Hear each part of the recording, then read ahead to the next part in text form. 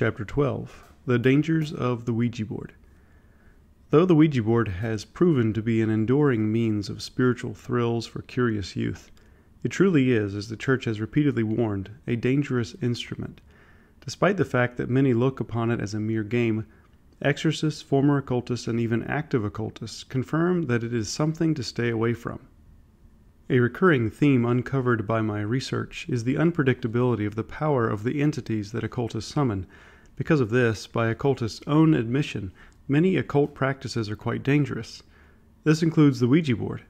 Ignorance about this issue continues to lead countless souls into grave spiritual trouble. The Ouija board was first advertised as a talking board in 1891 in Pittsburgh by a shop that sold toys and novelty gifts. It appears to have first emerged in 1886 in Ohio and became a tool of the popular spiritualism movement.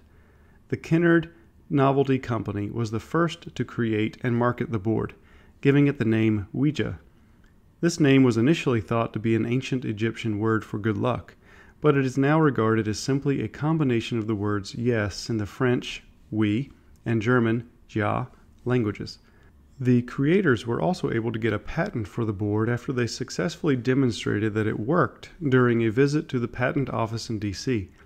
The patent did not discuss how the board worked, and it seems the company that made the board had more concern for profits than it did for what was hiding behind the answer to that question.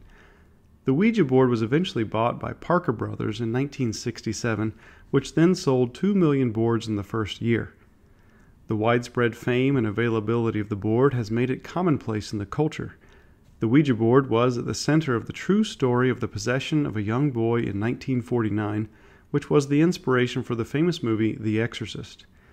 In the true story, a 14-year-old boy became possessed after using a Ouija board to contact his deceased aunt shortly after her death. It was this same aunt, a spiritualist, who had first introduced the boy to the Ouija board. After having recourse to the board, strange phenomena began in the house, which eventually led to the boy becoming possessed. Father Gregory, as a Catholic school chaplain, has found that the Ouija board remains very prevalent among young people. Quote, "They think it is simply a game and nothing more," he said. When he presented the seriousness of the Ouija board in the middle school, they were surprised, as if they did not know it was actually bad. When he taught this to students on the high school level, to those who had not been instructed about it while in middle school, the students responded indifferently and rejected the idea that the boards were evil. Father said he got a lot of pushback on that topic, and on witchcraft in general, on the high school level. Quote, "They just don't see how harmful it is," he said. However, the danger is clear. Father Alphonsus, an exorcist and Catholic school chaplain, once helped 2 girls, one Catholic and the other not, who got into trouble after playing with a Ouija board. Quote, "Suddenly they started getting scratches at night and hearing noises in their room, and all these other things that clearly were the demonic, and they were scared to death," he said. Quote, "Thankfully, after doing simple deliverance prayers, everything stopped." Some who take up an interest in the Ouija board do not lay it down easily. When Father Thomas was in college, there was a young man in his dorm building who had an ability to use the Ouija board very effectively. Others in his dorm would just play it out of curiosity, as if they were listening to a ghost story. No one had any sense of a moral prohibition against playing with it. It was a small campus, he said, so when people were messing with it and it did not work, they would call in this guy. When he showed up and joined them, only one other person would put their hands on it with him. It would always move each time in a quick and steady fashion in the shape of an 8, almost like it was being run by a machine. When it would answer a question, it would break from that figure 8 path and hit the spots on the board as needed. Father witnessed this himself and knew that there was no way the young man could have known anything about the topics and the questions being asked. Quote, "Everyone was spooked," he said, and some would leave the room immediately. A benign experience with a Ouija board seems to be the rarity. Father Ermatinger recounted the story of a high school boy who had a violent and persistent run-in with a demon after playing with a Ouija board and sought the help of a seminarian afterward. The boy was known to be a tough guy, yet he, after playing with a Ouija board, came to the seminarian trembling in fear. The seminarian, now an exorcist, recounted the boy's personal testimony as follows, quote, "For 3 weekends in a row, my friends and I have been using a Ouija board every Saturday night. We lit a candle, turned out the lights, and invoked spirits to see if it would work. Of course, we were only curious at the beginning, but it worked from the get-go. Each time it was more responsive, and we felt more daring. This last Saturday was horrible. Someone said, "If there is a spirit here, please tap each one of us on the shoulder." It did not only tap on the shoulder, but gave us all a beating as if we were being punched and kicked and bit. I ran home as fast as I could, leaving my Ouija board in my friend's basement. When I got home, I threw myself on my bed, scared and crying. But when I went to my bathroom to wash my face, the Ouija board was laid out on my sink, ready to play." End quote. Adelaide agreed on this last point. She has also heard that you can't get rid of the board after that. Quote, "It keeps coming back," she said. Many former occultists testify to the danger of the Ouija board. Christopher referred to the Ouija board as the most obvious and stupidest way to let a demon into your home. Quote, "Even Satanists don't use them," he added. He even avoids movies that present Ouija boards, seeing these movies as conduits of the same troubles of the actual boards. In his experience, the most common rituals for divination, as he has seen, are tarot card and runes, not Ouija boards. Quote, "Most practitioners," he said, "have early experiences of some kind with a Ouija board that scares them to death. As a result, they see the Ouija board as a, quote, toy for idiots to play with." When Adelaide was a practicing witch, her witch friends strongly warned her against using a Ouija board. Quote, "I was told that if they," her two witch friends, "ever heard about me touching a Ouija board, they would drop me like a bad habit," she said. Witches know, you just don't touch those. The warning she had been given by these two women, one being her mother-in-law and the other her mother-in-law's witch friend, was related to an experience that the two of them had had when they were younger. The basic idea is, Adelaide said, quote, "It would bring on something you cannot control." Apparently they played with a Ouija board, and whatever came into the house at that point almost killed one of them. She's not certain of all the details, but that is the origin of the warning they gave her. Quote, "They were very clear about not touching one," she said. In a separate story related to me, as recorded in Slaying Dragons, a dark, shadowy being appeared to two kids when they were playing with the board. It appeared again the next day in the middle of a road, causing them to swerve off the road and crash, paralyzing one of them.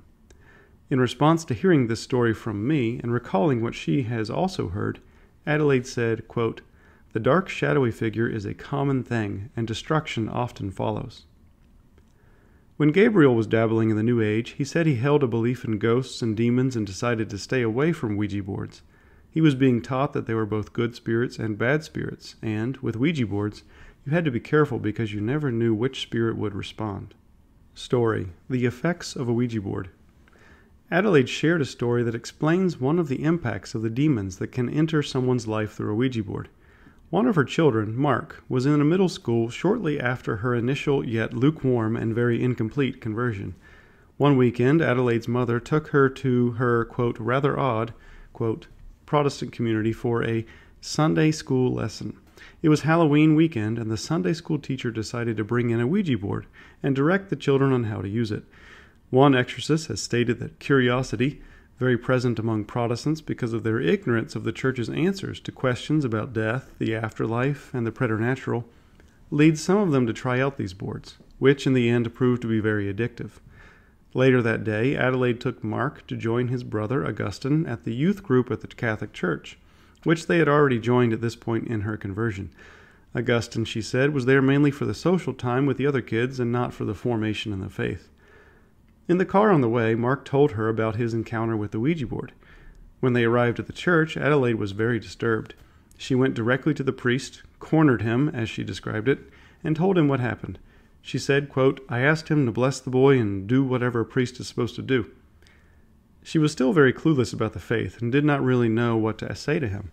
The priest, she described, quote, raised his hands, backed away, and said, "I don't do that."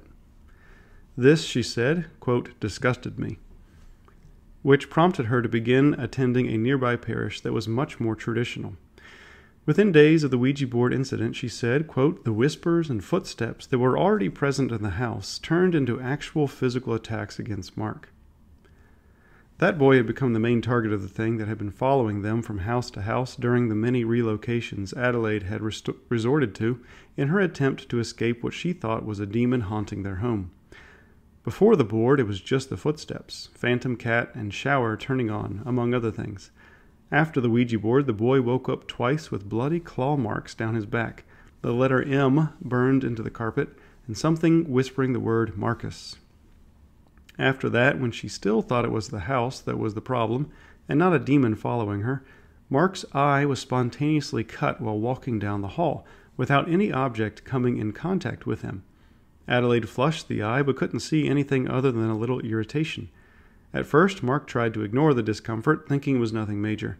But then his eye began to swell shut, so they took him to the ER. They checked his eye with a fluorescein eye stain and saw clearly that it had been cut from the very top of the eye to the very bottom. A thin slice all the way down. She said it was like the demon was alerting her, quote, "I am here and I can hurt you." Ouijazilla, an American occult phenomenon. Calling the current cultural interest in the Ouija board an act of curiosity does not sufficiently describe it. An unbelievable story explains how deep the obsession with the Ouija board can go.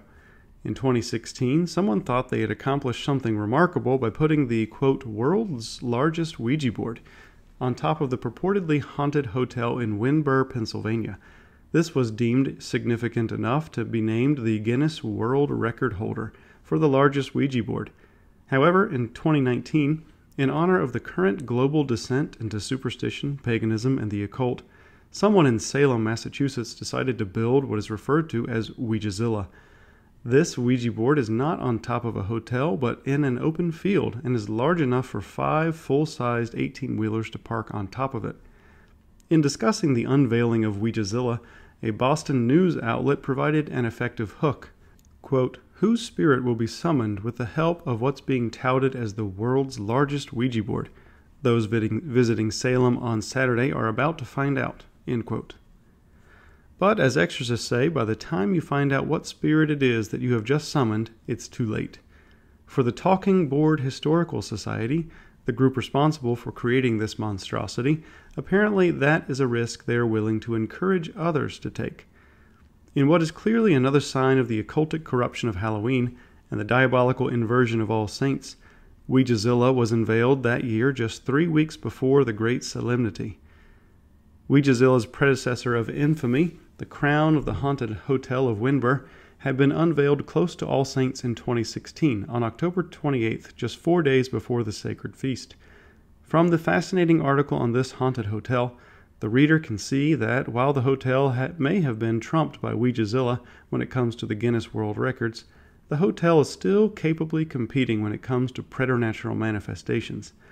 Blair Murphy, the mastermind behind the giant Ouija board on top of the hotel, spoke about the intensity of preternatural manifestations which characterized the hotel for a number of years. Eventually, years after he and his wife and daughter had moved into the hotel, the amount of activity dropped off almost entirely. The silence lasted for about 2 years. Missing the preternatural antics, they decided to play with a Ouija board inside the hotel, hoping to stir up the spirits. The impact of that moment was remarkable. As the article says, quote, "According to the independent movie maker, Murphy, the results were terrifying. Things flipped out throughout the hotel. Energies were swirling. Guests were getting completely freaked out," says Blair. "It seemed to kick things up into an entire new level of paranormal activity. We were seeing floating people and hearing voices, and even the hotel pets were flipping out and reacting to unseen forces.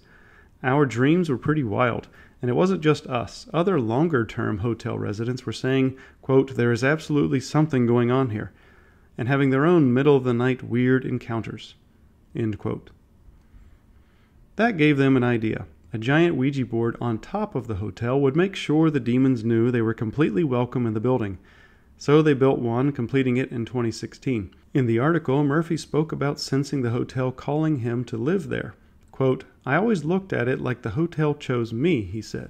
Interestingly, William Fuld, who worked for the Kennard Novelty Company, the original creators of the board, told the Baltimore Sun in 1919 that the Ouija board had told him specifically to build his Hartford Avenue factory.